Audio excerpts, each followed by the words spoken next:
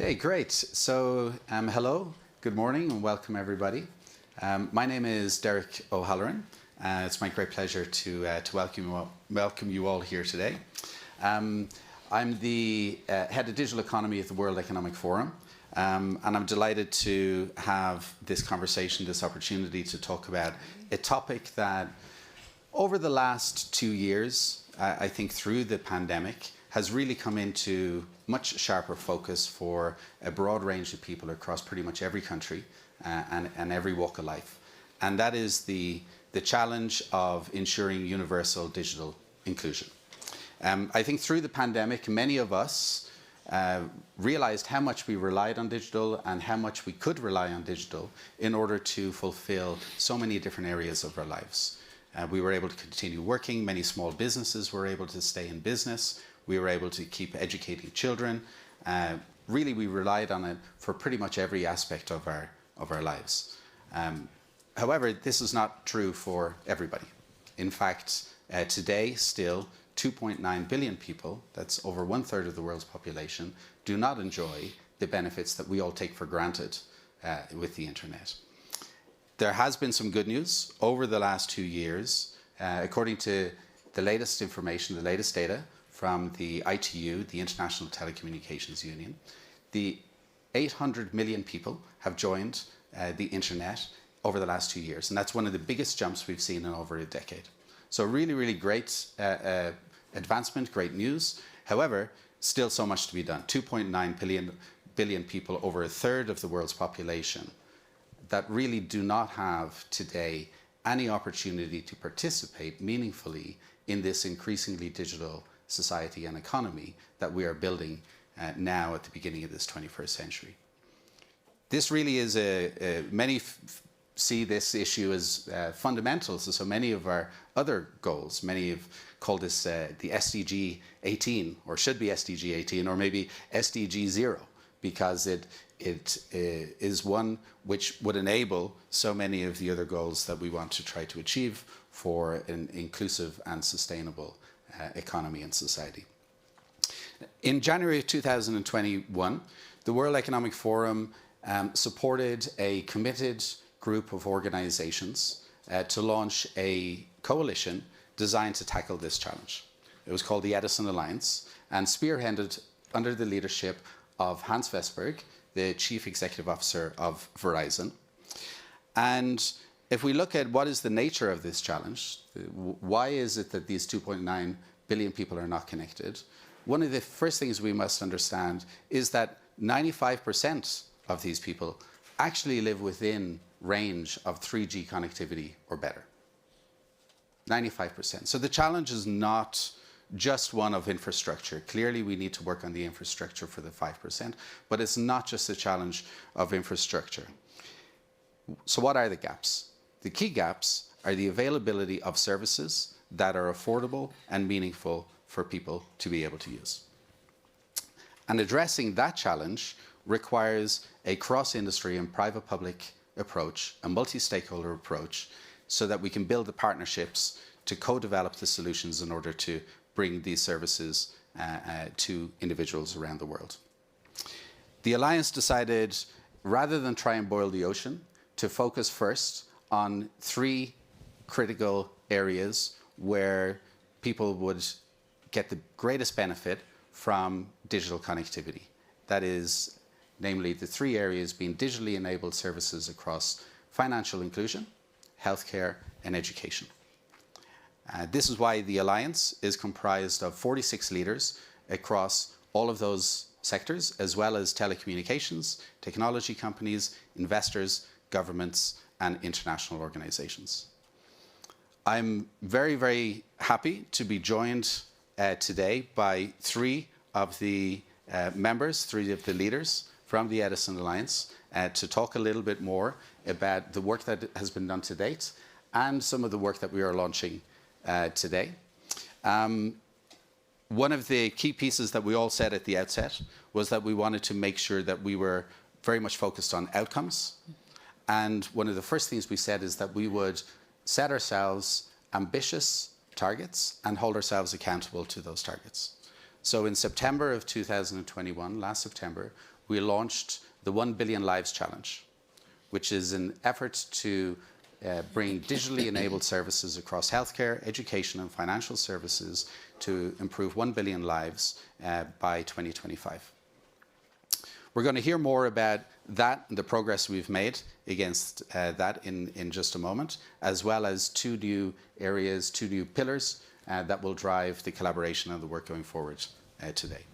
So to help walk through some of these elements, I'm joined by Rima Qureshi, the Chief Strategy Officer and Executive Vice President at Verizon, and Deputy to Hans Vestberg, the Chair of Edison Alliance. Achim Steiner, the Administrator of the United Nations Development Programme, and our dear friend, Minister Paula Ingabire, the Minister for ICT and Innovation for Rwanda. Rima, perhaps I'll start with you. Could you tell us a little bit more, what is the 1 Billion Lives Challenge, and how is it going? What progress is being made so far? Thank you, Derek, and very important initiative. So the 1 Billion Lives Challenge is really to look at how we can create commercially viable solutions that impact and improve 1 billion lives globally, with a focus on helping women. And as you mentioned, we started in January 2021. We thought at the time that we were coming out of the pandemic, and we were going to be focused on the areas that were most important, that we felt that came to light during the pandemic. How do you get access to telemedicine? How do you have access to education remotely? And how do you have access for everyone for financial services? So that's why we focused on those focus areas. Our objective when we started the Alliance was to ensure that we had a small but impactful group of champions, as we call them. We started with 22 champions, and we have now more than doubled to 46 champions. As Derek mentioned, we wanted to articulate exactly what was the purpose of the Edison Alliance. That's why we gave ourselves a target of 1 billion. In some respects, you could say it's a lot. In other respects, you could say it's not enough. But we want to make sure that when we say 1 billion, that we are able to measure and quantify that there are actually 1 billion people that have somehow been helped with the work that we are doing. We have, since the launch of that 1 billion challenge, doubled the number of commitments that we have. So more than half of all of our 46 champions have made a commitment. And we will be announcing in September of this year where we are towards our overall target of reaching that 1 billion. And one thing that we are very much focused on is each one of the champions that makes a commitment are also responsible for reporting, and we are focusing on ensuring that that reporting is taking us to that 1 billion challenge, and removing wherever there may be overlap. So we are definitely on our way, very much focused, and we would love to go beyond the 1 billion if we can, but we'll start by 1 billion and then we'll go from there. Great, thank you. Yeah, clearly the ultimate goal for all of us is that we achieve universal participation, affordable participation in the digital economy. So this is a contribution from a group. Can you describe a little bit what does it mean to make a commitment for an organization? What it means to make a commitment is to focus specifically maybe in the area that you are working. So it could be geographically, you are going to be focusing on helping, for example, if you're going to do something with healthcare and you are in the healthcare space. So that might be you are going to address healthcare services for X number of million people in a particular geography. That could be an example of a commitment. It really depends on the type of company, the type of business that you are in, and where you believe you can affect that change. In general, most of our champions are looking at making commitments multi-year, and what we try to do is to track that progress specifically from when the Edison Alliance was launched. So we will not go back in time. We will only look at the commitments that have been made since January 2021 that are applicable in the areas that we are working on. And I think one of the key reasons why we believe the World Economic Forum are the right conveners for this is we are all here. and we are all represented, public, private, government, NGOs, we are all here, and our objective is to make those links, is to create that enablement, because we all have a role to play. It's really how you bring people together, how you create examples of how it's been done elsewhere, and how you can use those examples towards using similar principles in another geography or for a different field. That's, I think, what we will hear a little bit more about. So that is our objective. And we want to be very concrete.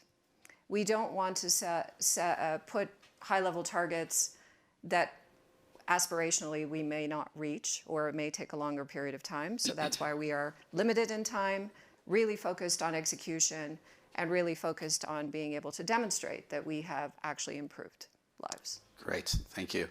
Akim, maybe I'll turn to you. And by the way, we'll have one round here, and then I will open up for questions from the audience, so we can have a little bit of a discussion for the second half. But Akim, let me turn to you, if I may.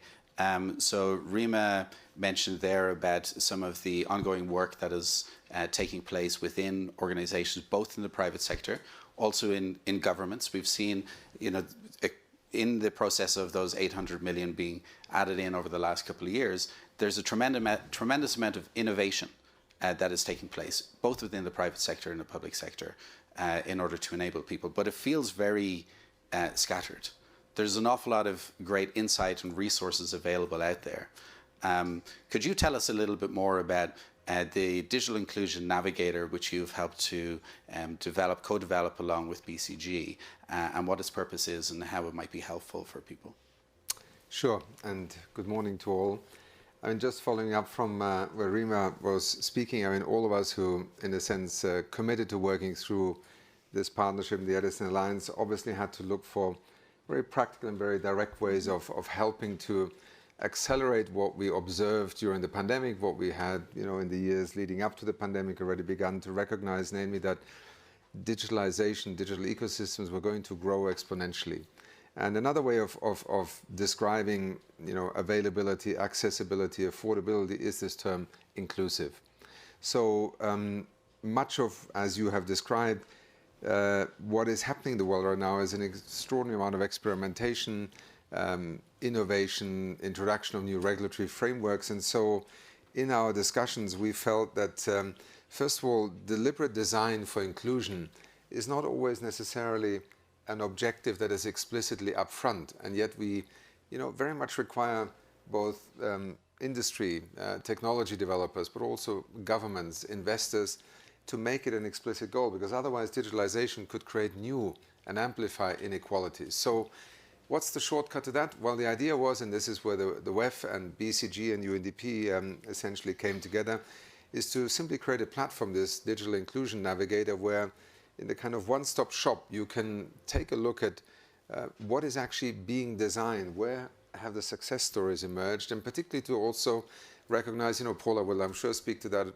in a moment, when you have a government that has a deliberate policy, how does it actually implement that? What are the regulatory frameworks, the reforms? What are the incentives, and how do providers, how do the private sector, how do consumers respond? So today we are actually, publicly launching Digital Inclusion Navigator. You will find it on the Edison Alliance website. If you go to Edison Alliance WEF, you can find the link there. And it is really, a constantly growing body of essentially demonstrated success stories, either in policy making, in design, in applications, or in a very deliberate way of giving expression to these notions of availability, accessibility, affordability. And I think hopefully will contribute to our ability to really, make lives different for 1 billion people by working together. It can just be a shortcut. It can inspire others to follow. But it's also to celebrate very smart thinking that is happening across the world. And unfortunately, it is a very diverse world. It's very dispersed. And our hope was that this accelerator would, in a sense, be a very convenient way to use. Great, excellent. So, yeah, it definitely seems like there is no one-size-fits-all. A lot of the easy wins have been gained, but being able to rapidly scale successes from innovations in different places is something we hope to achieve there. Excellent. Paula, perhaps I'll turn to you then for a third pillar, a third leg to the stool here, if you will. So Rima spoke about some of the global collaboration that has that has emerged over the past 14 months through the convening of the champions. But a lot of the innovation that Akim is talking about happens, of course, in countries, and that's where the progress, that's where the work is really done. So today we're also launching the first wave of lighthouse countries. Could you share perhaps a little what are the lighthouse countries, and what do we hope to achieve, and tell us perhaps a little around the first ones we're launching today. Thanks, Derek. Good morning, everyone. And perhaps before I talk about the countries, maybe I'll also piggyback on what both Rima and Akim shared, and true to the design of the Edison Alliance, being a public-private partnership, it also means that governments, are also included in this. And so the idea of the Lighthouse network of countries was really around finding those like-minded countries, those countries that have already, and most countries do have their digital inclusion agenda, but it's really how many of those, to Akim's point, have already put in place the policies, the regulations that are willing to test and eager to test some of these new partnerships and new projects so that they can creatively close on the gaps that they have.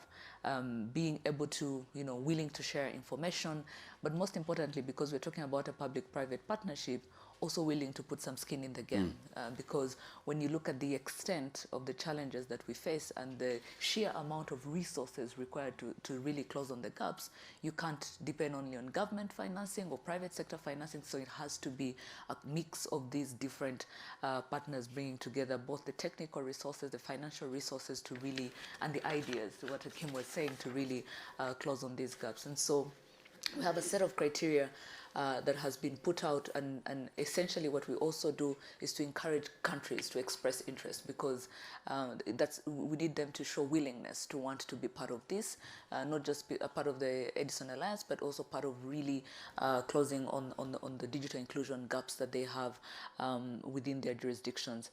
And secondly, being able to share what the best practices have been, what hasn't worked also, because sometimes someone else may want to replicate what you have done and failed, but I think that's the whole idea of the Digital Inclusion Navigator, to be able to say we've done 10 things, 3 of them worked, 7 didn't work. And so that helps for the other countries that want to implement similar initiatives to really not burn the same circuits through the process. And so today we will be announcing the first wave, like you mentioned, Derek, of lighthouse countries, Bangladesh, Bahrain, and Rwanda. And starting with Bangladesh, both Bangladesh and Bahrain are focused on education. Derek did mention the 3 focus areas: education, financial services, and healthcare. So for the 2, Bangladesh and Bahrain, they're focused on digital skilling, digital literacy, edtech solutions for students. Bangladesh specifically with a focus on women and girls in taking on STEM careers, and Bahrain with a focus on teachers. And the beauty about all of this is that all of us, and the pandemic, if there's one sector that has been largely disrupted, is the education sector. So being able to have multiple countries that could be doing the same thing around hybrid learning, around embracing digital technologies to improve on the quality of education, I think will allow for those learnings to be shared across the board. Third is Rwanda. And we're focused on cashless, driving financial inclusion through digital payments. And our target, and the pandemic again has been a good eye-opening experience. The very first 4 months of going through the pandemic, we had 10-fold digital payments transactions happening. So we saw a clear shift from heavily cash-based ways of transacting to digital financial payments, but largely through the mobile phone. And so that's also a best practice that can be shared. What triggered that? Was it the lowering of transaction fees? How do you sustain that going forward? And so these are some of the things that we look forward to sharing. The other one that we'll be focused on is digital skilling for our citizens, where we have a target over the next 2 years to at least skill 5 million citizens by 2024. And that's a target that is really, again, going to require a lot of partnerships across the board to be able to close the gap.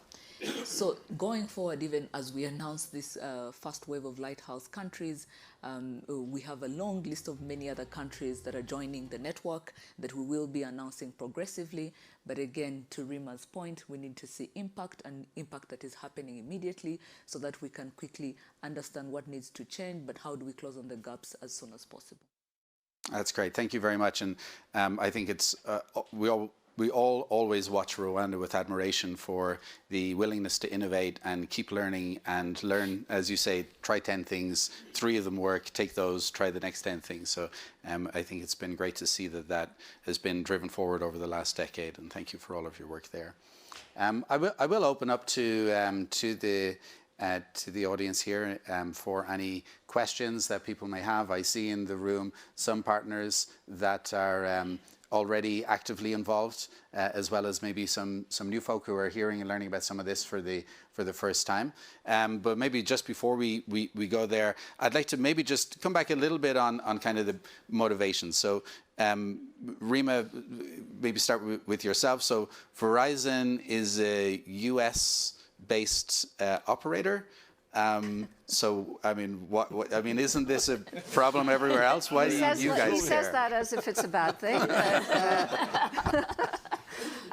The motivation. Okay, so let's start with, first of all, this isn't a problem in Africa or in Asia. This is a problem globally. We have as many people or similar issues in the US as we have in other geographies.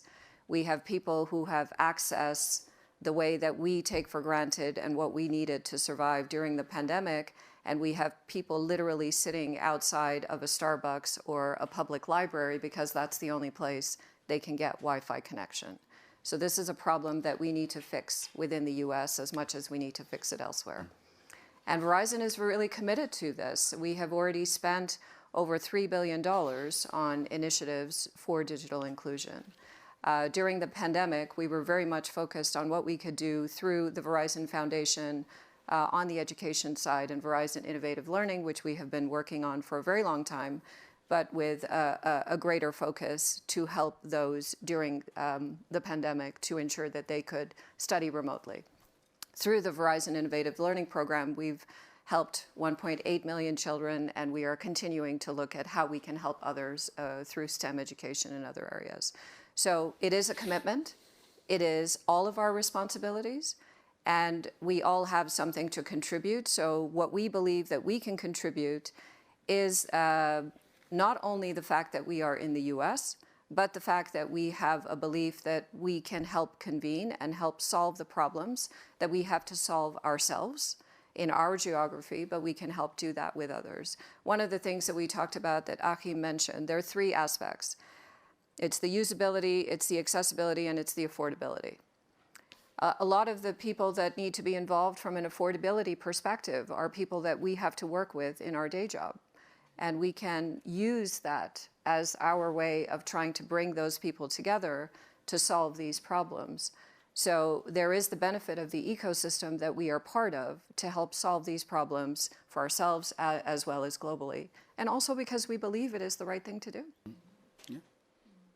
And maybe I'll just ask Achim the same question. UNDP, perhaps digital technologies maybe not be the first thing that people would think about if they think about UNDP traditionally.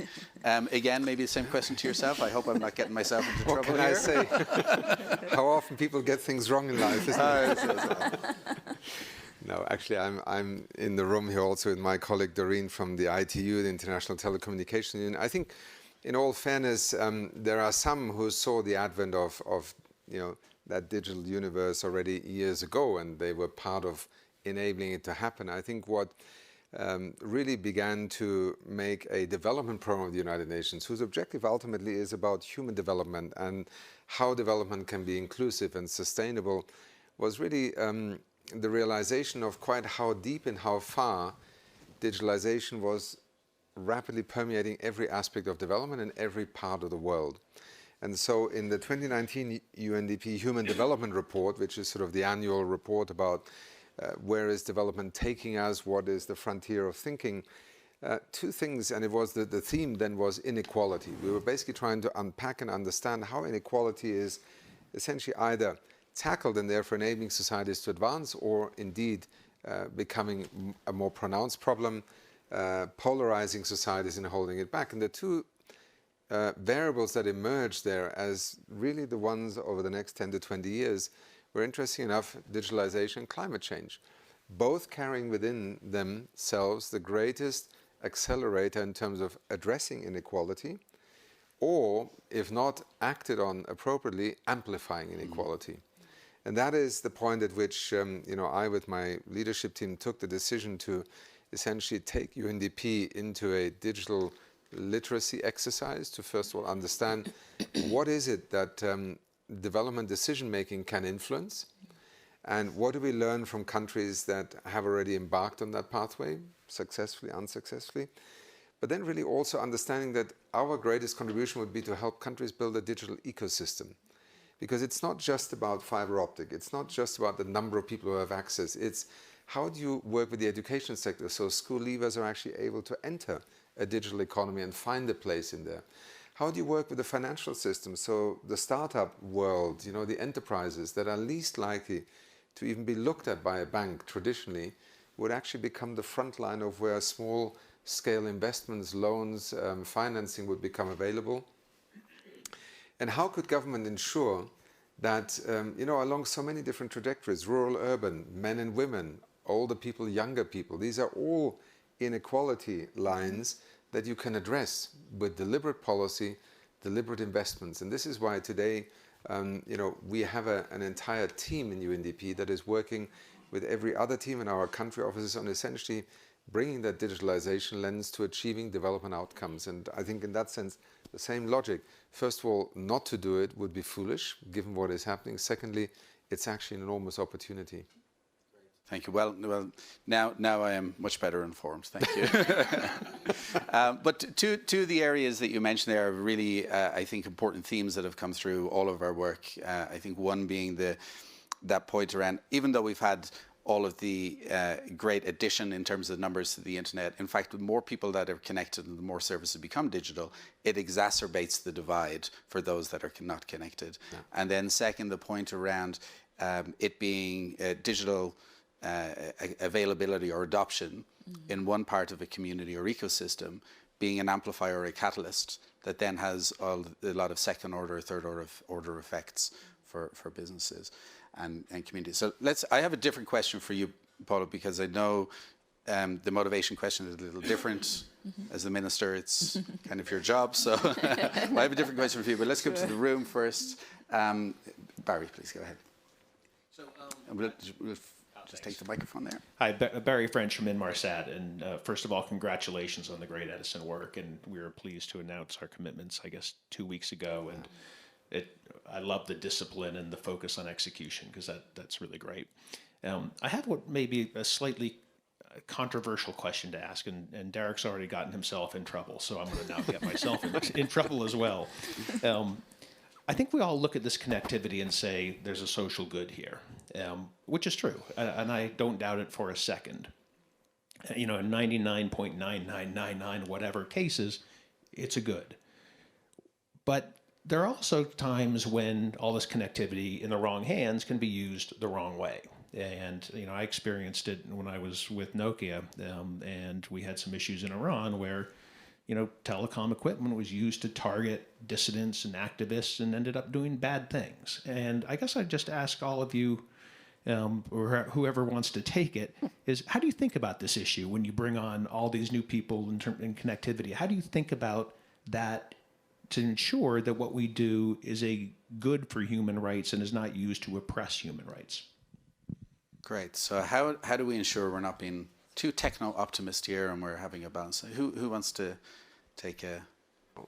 I'm happy to just give a quick response, because there is a very, very obvious response to that, and that is if you don't pay attention to it, you will exactly enable, as with any technology, those who want to manipulate it or to use it either to their own financial advantage at the expense of others, or indeed much deeper fundamental human rights issues. And it's very interesting when the Secretary General invited a group of leaders to advise him on how to look at digital cooperation in the future, there was a very poignant sentence in there, and I think it speaks exactly to what you're alluding to, which is there is a strange assumption almost with the advent of digital and you know all that has come with it, that you know almost 75 years of developing fundamental human rights, protection of data, citizens' rights, and so on, in an analog world ceases to somehow be relevant in the digital world, which is a very dangerous assumption. Remember, the less restrictions, states should not interfere in the internet and so on.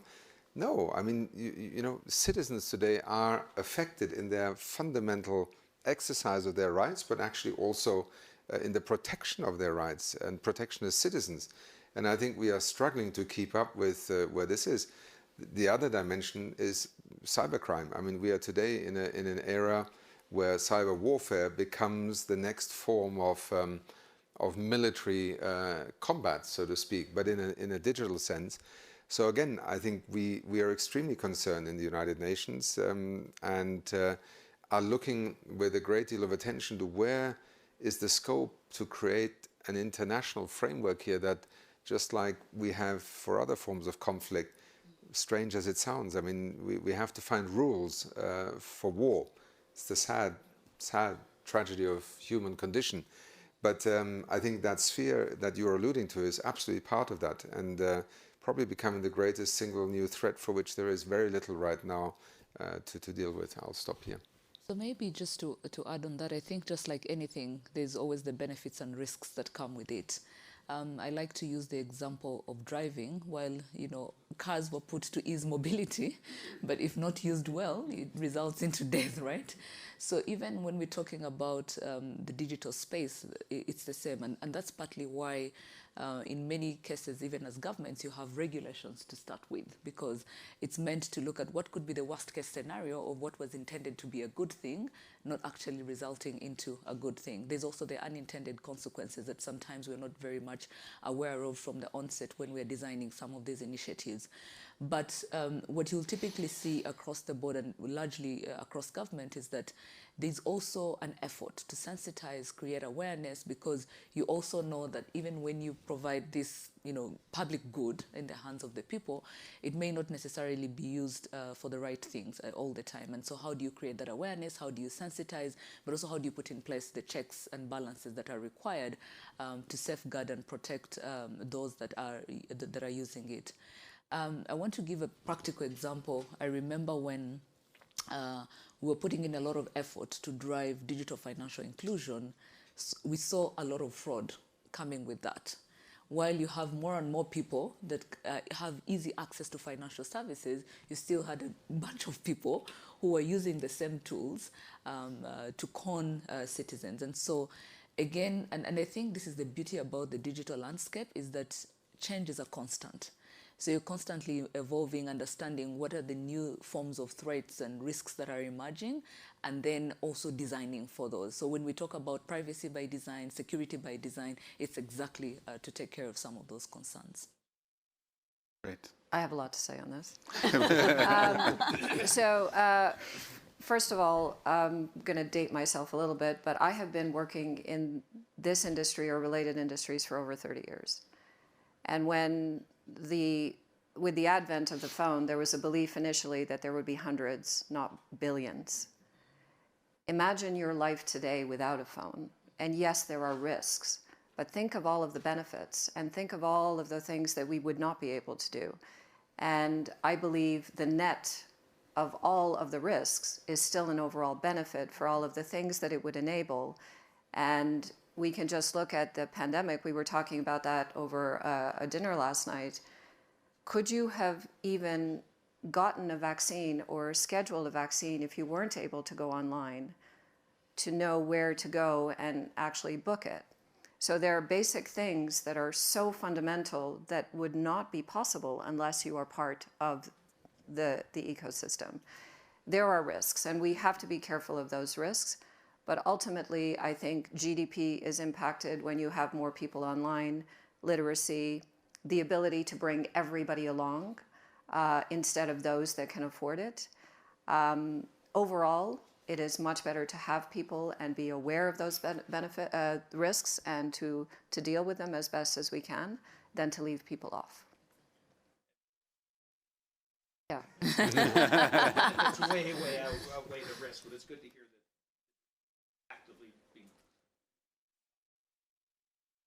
Great. I think the term is really proactive. I think, for too long we observed this as a sphere in which maybe other rules would apply, and I think this was a problem. Yeah. So maybe the gentleman in the second row first, and then Pamela will come to you. My name is George Vredenberg. I'm chairman of the board of the Davos Alzheimer's Collaborative. One branch of what we're going to do is to digitally, cognitively assess the world's population. So I'd love to talk to you about how, whether or not our work may join with your work to extend the digitalization to the solutions of the brain diseases. But I'm going to take a personal note here. I was at AOL. The first time I came to Davos was 20 years ago with Steve Case and AOL to try and persuade the world that the internet was a good thing. Before cell phones, before there was any of this, we coined the digital divide as a problem in the United States because it wasn't accessible. We had problems of child pornography, how to control that. We had problems of copyright violation, how to control that. How are we going to protect people who put their credit cards online because they didn't want to use and put credit cards online? Could you imagine never putting credit cards online today?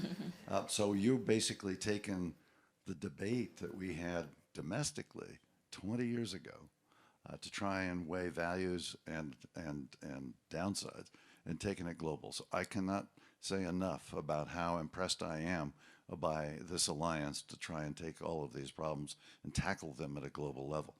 I think the net benefit of the internet to the world has been extraordinary. It has been misused by governments, by cyber criminals, but nevertheless, the net balance has been terrific. And so I congratulate you on this alliance. Thank you very much. Thank you. Would you mind passing it just there? Pam Reeve from American Tower, and I'm so proud that we're part of the Edison Alliance with our commitment to 2,000 digital communities by 2025. You asked why companies engage with this, and I just wanted to add to Rima's wonderful comments. We operate in many underdeveloped countries around the world or emerging economies around the world, and we want their economic development, and we want that development to be spread broadly. We need a skilled workforce and a healthy workforce in those environments. We want political stability in those environments. So it's good for our business. It's good for us to do it. But we also think it's a moral imperative. And as Akim just said, life is impossible without access to the internet. What I wondered if some of you might address, and I'm looking at you, Paula, because I know you've done so much of this in Rwanda, for us to succeed in the 1 billion connectivity affected, not just connected, population by 2025, I think this is going to take an unprecedented level of partnership at all levels, from companies, quasis, nonprofits, and governments, probably the likes of which we've never seen before. More collaborative, more creative, dare I say, more innovative and flexible than we've seen before. And I wonder, since you've had so much success in Rwanda, if you might give the audience here an example of that we can see in the future. We know for our digital communities that's an absolute requirement.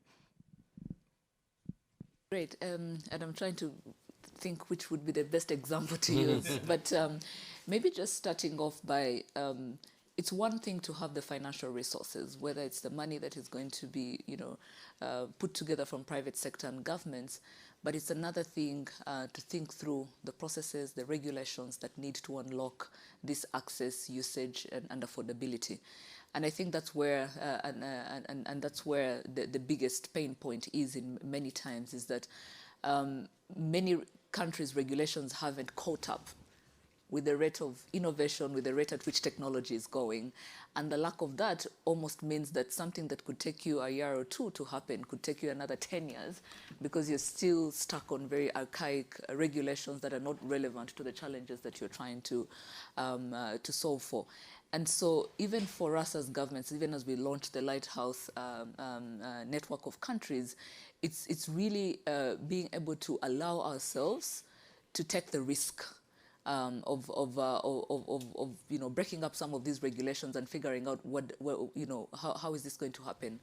Just picking an example about and Derek knows because we worked very closely with the forum, we were trying to put in place our data protection and privacy law. We were one of a few African countries that have already put one in place.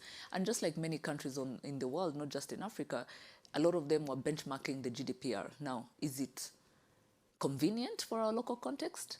Are there sticky issues globally that no one has sort of figured out? What do we do with that? And so things like hosting data in country, does that make sense? Does that help with, multinational companies? Because it would mean that every jurisdiction that you're in, you have to put a data center or some sort of facility because everyone wants to keep the data in country. What could be the alternatives? Could we think about, approaches like whitelisting? If I can pick 50 countries that have similar regulations at par with how we protect personal data usage, how can that be done? And so I would allow for many countries to be able to host my data. Can we think about data embassies? And so some of these things require that you really break the norm and try and figure out what makes sense for you to be able to be ahead. Because you can't leapfrog, you can't stay ahead of technology if you're still bogged down by regulations and policies that are not necessarily at par with where you are. And we've had our fair share of challenges, by the way. We've learned through many of these where we've put in place regulations and policies. They've worked for the first 2 to 5 years. After that, they just don't work. And so we've had to say, do we get stuck on a decision we made 5 years ago? Or do we just go ahead and figure out what makes sense? And so it's that agility that is required, because I feel many times that's what bogs down implementation and progress. Great, thank you so much. We are running out of time here, so we're going to wrap up in 2 to 3 minutes. Perhaps I'll do one lightning round of maybe a tweet length thought to leave with the audience. I think we've heard about the 3 pillars that we're building across the Edison Alliance, with concrete commitments towards a defined target, a platform to enable the acceleration of shared learnings and the dissemination of successes, and then the focal points and lighthouse countries where we can actually bring the partnerships together. We've learned that we need to be confident that the benefits outweigh the risks, but we need to consciously manage those risks through the explicit acknowledgement of principles and the conscious incorporation of those into the design of regulations and policies. And I think, as you articulated very well, the combination of resources, partnerships, regulation, thinking through the processes of all of the things that are needed, but most important, staying agile. Now, I know I went longer than a tweet, but that was to give you guys the time to think of something. That was an email. That was a too long, didn't read email. But that was to give you time to come up with your tweets. So, Rima, I'm going to start with you. Lots of different initiatives out there. The objective of the Alliance is really to look at how we can combine them to solve the problems that we are all looking at. We are all in this together, and I think we're all part of the solution. I don't think that was 140 characters, but it's not an email. I believe Elon is looking at extending the length of tweets. Thank you. So, abbreviation ICMYT, or in case you missed it, at #web Edison Alliance. There you go. Very good. I don't think Who I said can the match UNDP that. wasn't digital? It is Paul. I don't think I can match that, but I'll give it a try. Well, exciting partnerships today, tackling digital inclusion at the core. Excellent. Great. Thank you all very much. Thank you for your time, and enjoy the rest of the day. Thank you.